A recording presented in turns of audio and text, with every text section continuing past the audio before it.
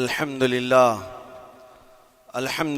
الحنان المنان الذي خلق الإنسان وعلمه البيان والصلاة والسلام على رسوله سيد الإنس والجان وعلى آله وأصحابه ذوي الخير والإحسان أما بعد فأعوذ بالله من الشيطان الرجيم بسم الله الرحمن الرحيم وما الله بغافل عما يعمل الظالمون انما يؤخرهم ليوم تشخص فيه الابصار صدق اللہ مولانا العظیم۔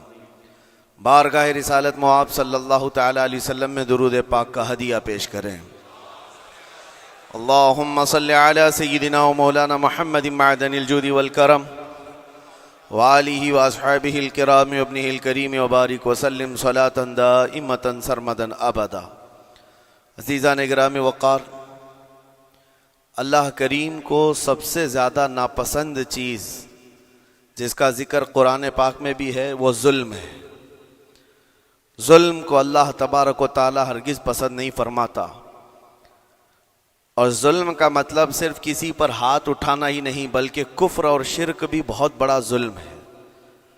قرآن پاک میں اللہ نے فرمایا ان الشرک لظلم عظیم، اللہ کے ساتھ کسی کو شریک ٹھہرانا بہت بڑا ظلم ہے، اور اس ظلم کی بہت ساری شاخیں ہیں جو آج ہم دنیا میں دیکھ رہے ہیں۔ انسان کسی نہ کسی جگہ پر ظلم کرنے کا شکار ہو جاتا ہے، ظالم بن جاتا ہے۔ اور ظلم کی تعریف اگر دیکھیں عربی میں تو یوں کہا گیا وضع الشیء علی غیر محلہ، کسی چیز کو اس کی جگہ پر نہ رکھتے ہوئے، اس کی حیثیت کو اس کی حیثیت کی جگہ پر نہ رکھتے ہوئے دوسری جگہ پر رکھ دینا، یہ ظلم کہلاتا ہے۔ حقدار کو حق نہ دینا یہ ظلم ہے، یا اپنے حق سے زیادہ کسی سے چھین لینا یہ بھی ظلم ہے۔ اور یہ ظلم کی ایک دو نہیں ہزاروں مثالیں ہیں، لیکن قرآن ہر ظلم کی مذمت کرتا ہے۔ اللہ کریم کئی جگہوں پر ارشاد فرماتا ہے ان اللہ لا يحب الظالمین، اللہ تعالیٰ ظالموں کو ہرگز پسند نہیں فرماتا۔ میرے عزیزو، گناہ بھی ظلم ہے، جیسے کہ قرآن میں اللہ نے فرمایا وَلَوْ أَنَّهُمْ إِذْ ظَلَمُوا أَنفُسَهُمْ، جب لوگ اپنی جانوں پر ظلم کر لیں تو اے محبوب آپ کے دربار پہ آئیں۔ یہ جو آیت ہے ظلم کا مطلب کیا ہے؟ انسان جب گناہ کرتا ہے تو وہ اپنے آپ پر ظلم کرتا ہے۔ ظلم کی بہت ساری شاخیں ہیں، اور ظالموں کو اللہ پسند نہیں فرماتا، چاہے وہ اپنے اوپر ظلم کیا ہو یا کسی نہتے پر ظلم کیا ہو۔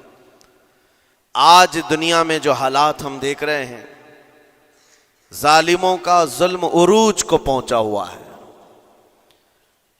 اور قرآن پاک میں رب تعالیٰ نے ظالموں کی نشانیاں بھی بیان کی، ایسا نہیں کہ یہ پہلی مرتبہ ہوا ہے۔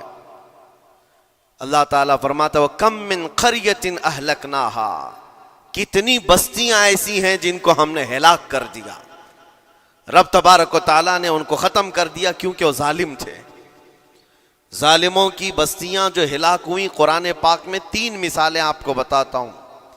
ایک نوح علیہ السلام کی امت اور ان کی آبادی، دوسری حضرت لوط علیہ السلام کی قوم، تیسری حضرت صالح علیہ السلام کی قوم۔ یہ تینوں قومیں ایسی ہیں، گناہ میں تو تھی لیکن غرور بہت زیادہ تھا، گھمنڈ بہت زیادہ تھا۔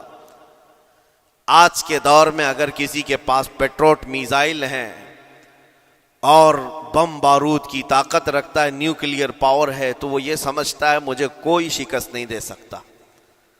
یہ ہر دور میں ظالموں کا خواب رہا ہے، ہر دور میں ظالم اسی طرح کی فکر رکھتے ہیں۔ نوح علیہ السلام کی قوم بہت مضبوط قوم سمجھی جاتی تھی۔ اللہ تعالیٰ نے اپنے نبی کو جب حکم فرمایا کہ آپ ایک کشتی بنائیں بہت بڑی، تو وہ آپ کا مذاق اڑاتے تھے۔ یہاں دور دراز کہیں نہ ندی ہے، نہ نالا ہے، نہ سمندر ہے، کشتی کس میں چلاؤ گے؟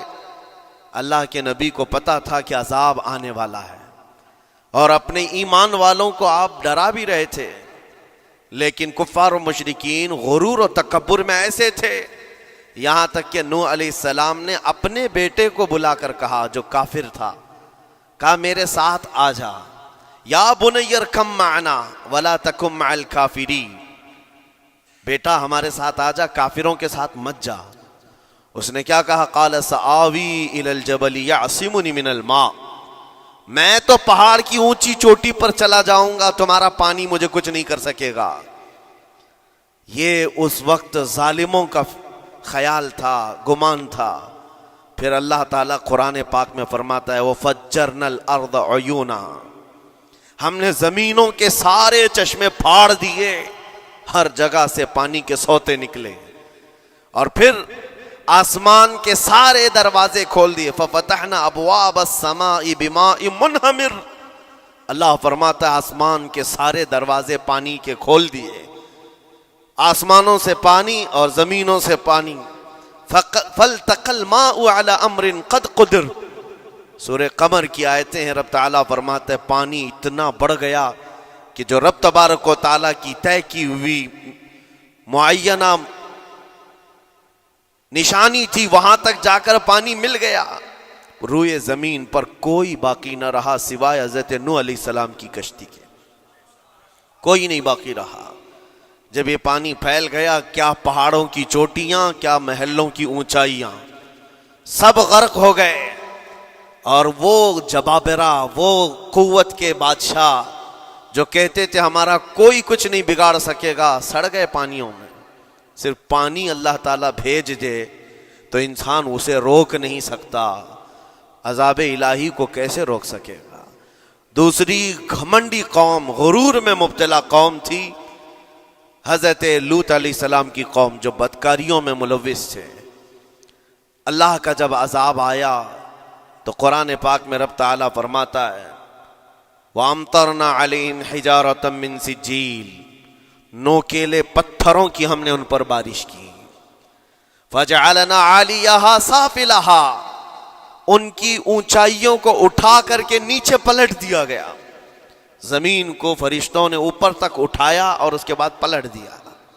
یہ پوری بستی غرق ہو گئی، ختم ہو گئی۔ یہ بستی بھی وہی تھی جس کو حضرت لوط علیہ السلام بار بار تنبیہ کرتے تھے کہ ظلم سے بچو، ظلم سے بچو، ظلم اللہ کے عذاب کو دعوت دیتا ہے، لیکن وہ مذاق اڑاتے تھے، اور جب ہلاک و برباد ہو گئے، ختم ہو گئے، ان کی نشانیاں بھی باقی نہیں رہی۔ وہ پتھروں کی بارشیں کہاں ہوئی تھی واللہ عالم، لیکن میرے عزیزو ہم نے دیکھا ہے جہاں یہ قوم آباد تھی اس علاقے کو آج بتایا جاتا ہے وہ جارڈن کا علاقہ تھا، بحر مردار جہاں پر آج باقی ہے، ڈیڈ سی۔ میں خود سفر پر دیکھا، جارڈن کی ایک سرزمین پر گاڑی چلتی جا رہی ہے اور کالے کالے پتھر، جہاں تک نظر کرو صرف پتھر ہی پتھر ہیں، بہت نوکیلے۔ ایسے پتھر میں نے دنیا میں دوسری جگہوں پر نہیں دیکھا۔ آج بھی اسی طرح سے باقی، تقریباً 100 کلومیٹر 150 کلومیٹر تک صرف پتھر ہی ہے، بیچ میں صرف ایک روڈ جاتا ہے، اس کے بعد نہ کوئی درخت دکھتا ہے، نہ کوئی عمارت ہے، نہ کوئی پہاڑ ہے، صرف پتھر، پتھروں کا صحرا ہے۔ آج کی اس صدی میں دیکھ کر کے ان پتھروں کو ہیبت طاری ہو جاتی ہے، جس وقت وہ برسے ہوں گے ان کی حالت کیا ہوگی۔ اور میں یہ نہیں کہتا بالضبط کہ یہ وہی پتھر ہیں جو برسے تھے، واللہ عالم، لیکن میرے عزیزوں نشانیاں آج بھی عذاب الہی کی موجود ہیں۔ تیسری قوم تھی قوم شعیب اور قوم صالح علیہ السلام۔ یہ دونوں قوموں کے بارے میں ذکر کرتا ہوں۔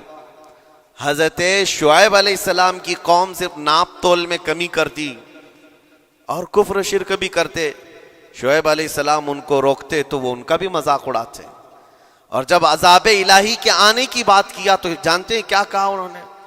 یہ وہ قوم تھی جو پتھروں کو تراش کر کے گھر بنا لیتے تھے، یعنی پورے کے پورے پہاڑ کو، پتھروں کا جو پہاڑ ہوتا ہے اس کو تراشتے تھے، اور ایک آدمی کا ایک گھر ایک پہاڑ۔